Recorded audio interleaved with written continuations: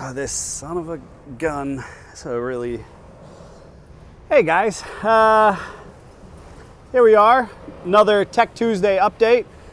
My name is Neil with SFJ4x4.com, and I'm shooting outside today because we have so many Jeeps and so many things going on inside. This one is sitting in the parking lot, this gnarly buggy. It's come and gone a couple times.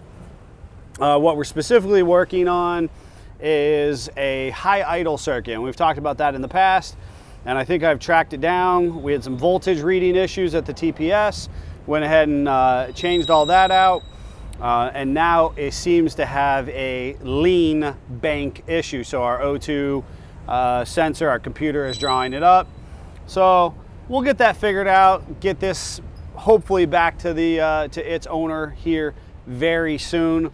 We've got a lot of cool things going on, and we're in a position where we're ready to start turning stuff out, and that super excites me, but obviously that means a whole bunch of other cool builds happening. So today was a pretty crazy day. We'll show you that here in a second. My mom's 16 Cherokee, which is a vehicle that we run the wheels off of and maintain and take care of, she got T-boned. So we had to send our tow truck out and pick it up and drag it back. We don't have any footage of that because that wouldn't have been appropriate, but big shout out to our first responders. She's safe, and everybody is good. She didn't have any occupants with her. She was by herself, but we'll show you that. That's sitting over in the lot, but come on down and we will show you around the property.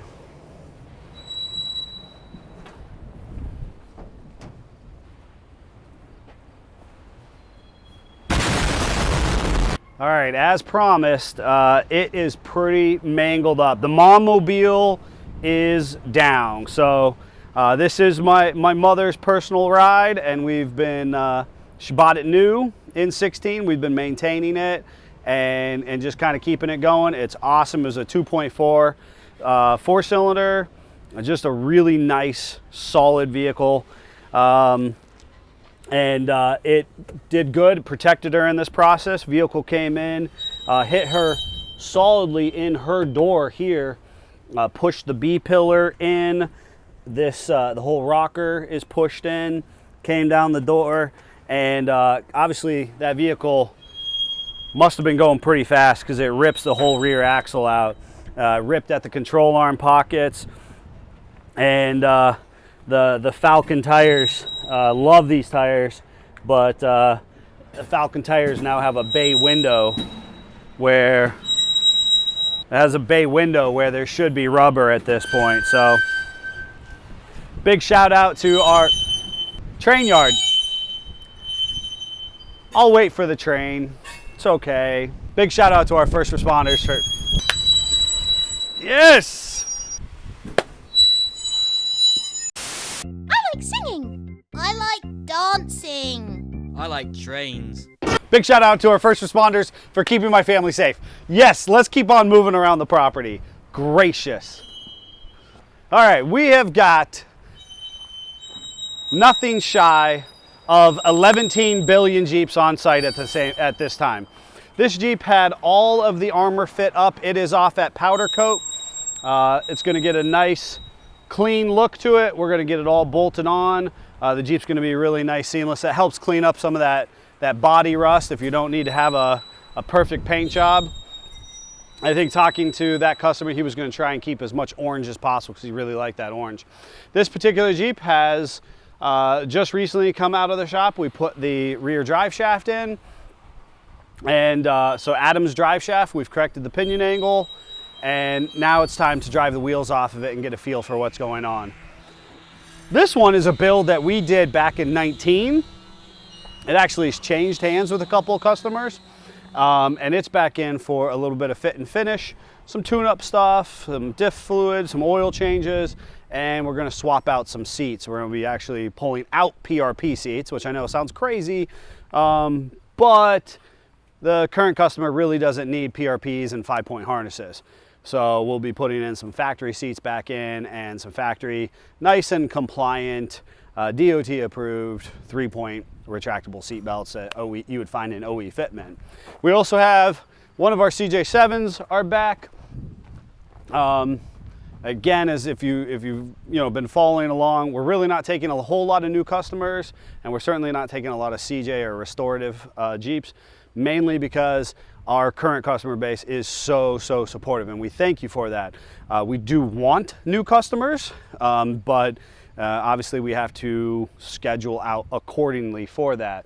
But this one's back in. Hopefully it's a fast turnaround, and we will be doing a little bit of shift linkage, clutch linkage, and checking some steering and some handling stuff, and hopefully that one will be out and back to the customer ASAP. We'll pivot around over here to the side. This one's got a whole bunch of electrical issues. We've done front end work, we've done some rear ABS traction control work, and that one, the big thing we're finding with a certain number of JKs is the wire is corroding and blackening out and doing really bad things, and that's one of them. So the wire, the actual plug looks good, but nobody's home for the ABS, and it is so frustrating because that harness is not replaceable. It's actually part of the primary trunk, and now we got to chase bad dead wires all the way up the frame rail. So that's the one we actually had apart the other day, and I was able to pin out exactly which circuit we needed to have, and we did, the guys in the shop, we were all testing, and we figured out that we actually don't have appropriate continuity and resistance through our ABS sensor wire. So we need to figure that one out. We got this one just waiting its turn in the service rotation. New Jasper transmission coming for the Rubitruck's truck conversion, and when in my free time we're going to build a stroker for the two-door XJ over there. Let's head inside because, and we should note we do have one back over here, and I will talk about that one for just one shake because this is a really sweet little Jeep. This has a lot to do with when you're buying a JK and what do you think you're getting. Customer felt he got a really good deal, which he probably did. It's clean. It's under 100,000 miles. It had a little bit of a budget boost, nothing amazing. We went on and we put a full IRO suspension, 2.5-inch suspension lift on it. But customer had a complaint of a little bit of a clunky noise when they accelerated. Our first test drive with the mad scientist, old man Scott Brown, because he is an old man, drives like an old grandma on her way to the grocery store. He couldn't hear the noise. We put Jeff the Italian Stallion, and what does he immediately do? He rips it with the customer, and of course he hears the noise. So we went digging a little bit further, and the rear axle is a factory track lock. Now that was a factory optioned traction aid. We've listened to any of our podcasts or any of our information that we've shared before about lockers. It is not actually a locker. It is a limited slip differential, and it is clutch driven. It is not the most robust unit. It really was only good for factory tires up to about 40,000 miles. After that, leaves a lot to be desired. Unfortunately, when we open that one up, teeth are missing, the fluid is way contaminated, there's particulate everywhere, and the fluid absolutely looks like it's just dredged right out of a tar pit. So lift kit is done, center force clutch is done, some nice stuff to make that just a really comfortable cruiser and weekend warrior. But now we're on to a rear axle rebuild. So, those things unfortunately happen, but that's why it's here. And we're just going to work it right back into our service rotation. We'll come inside.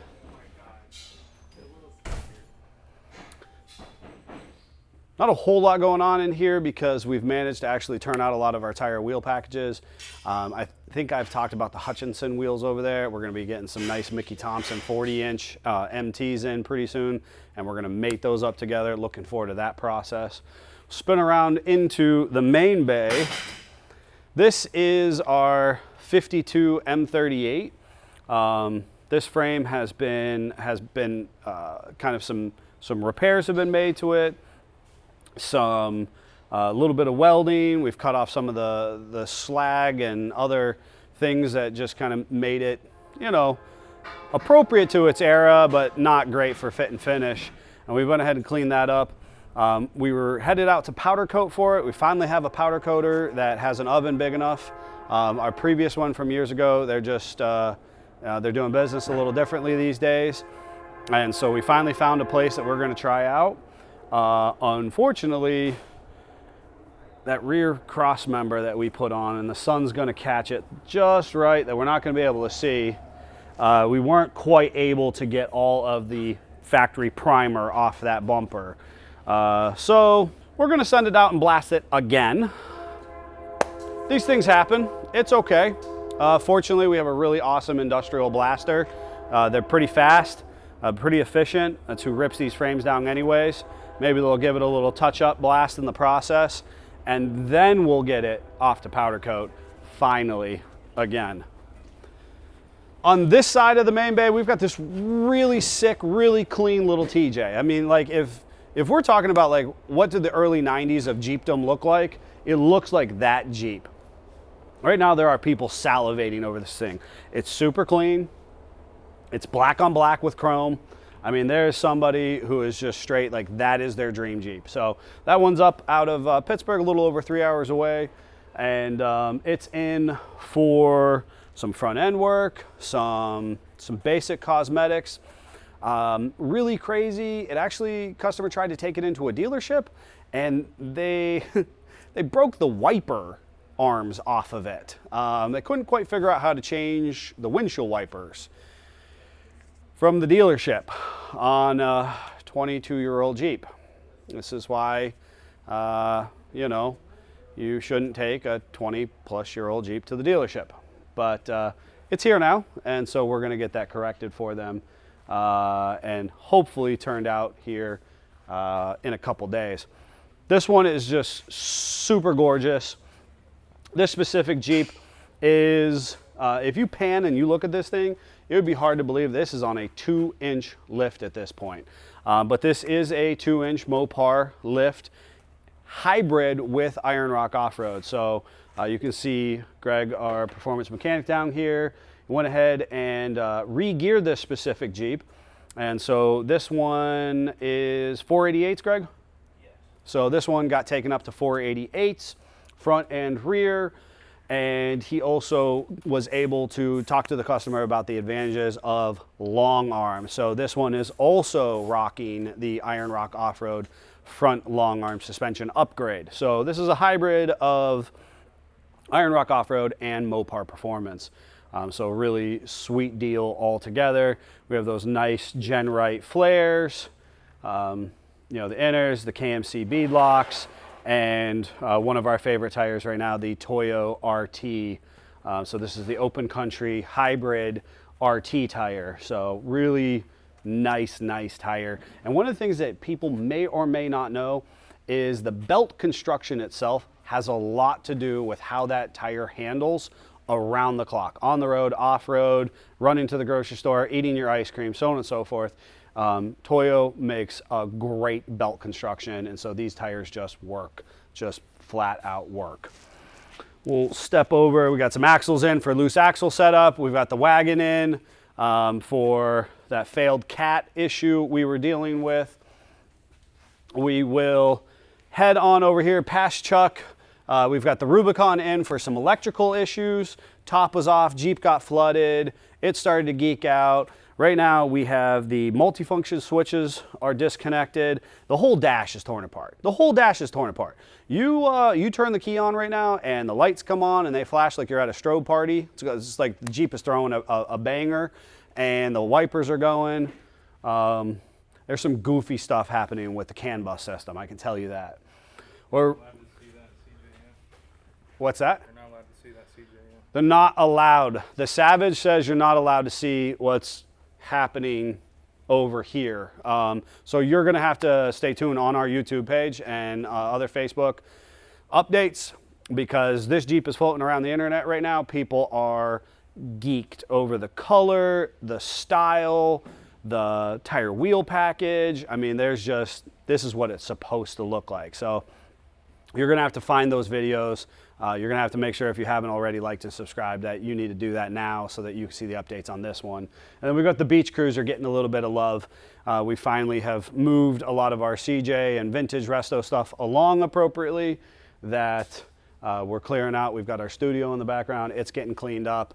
We're feeling a slightly less congested. That's really something to say when we have nothing shy of like 9 vehicles in the shop and we're feeling less congested.